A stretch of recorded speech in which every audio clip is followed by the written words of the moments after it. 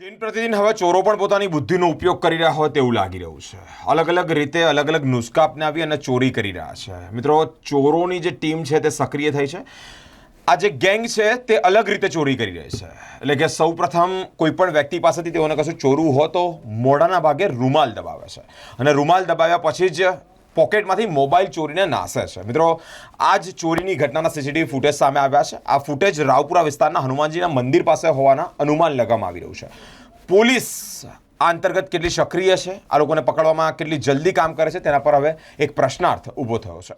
વડોદરા શહેરમાં મોબાઈલ ચોરતી જે ટોળકી છે તે હવે અલગ અલગ નુસ્ખા અપનાવી રહી છે. આજે કિમિયા બજારમાં અપનાવી રહ્યા હોય તેવી એક ઘટના સામે આવી છે. મિત્રો, એક સીસીટીવી ફૂટેજ સામે આવ્યા છે અને આ સીસીટીવી ફૂટેજ રાવપુરા વિસ્તારના હનુમાનજી મંદિર પાસે આવેલ એક બિલ્ડિંગના હોવાનું અનુમાન છે. આ મામલે પોલીસ કેટલા સમયમાં કસૂરવારોને પકડે છે તે હવે જોવું રહ્યું. કારણ વડોદરામાં મોબાઈલ સેવરથી ટોળકી જે કિમિયા સાથે બજારમાં ફરતી હોવાની ઘટના સામે આવી છે. આ કિમિયામાં ગણતરીની સેકન્ડોમાં જ મોબાઈલ ગાયબ થઈ ગયા છે. જ્યાં સુધી શખ્સ પોતાનો મોબાઈલ શોધે ત્યાં તો આ ટોળકી ત્યાંથી ફરાર થઈ જાય છે. આવી જ એક ઘટના સોશિયલ મીડિયામાં ભારે વાયરલ થઈ રહી છે. વિડીયોમાં દેખાઈ રહ્યું છે કે એક મહિલા અને બે બાળકો આગળ પાછળ ફરી રહ્યા છે. તે પૈકી જ એકના હાથમાં રૂમાલ છે. ટોળકી ફરાર થઈ જાય આ લોકો તે રીતે ચાલાકી કરી છે. અજાણ્યા શખ્સ પર પ્રથમ રૂમાલ નાખે છે.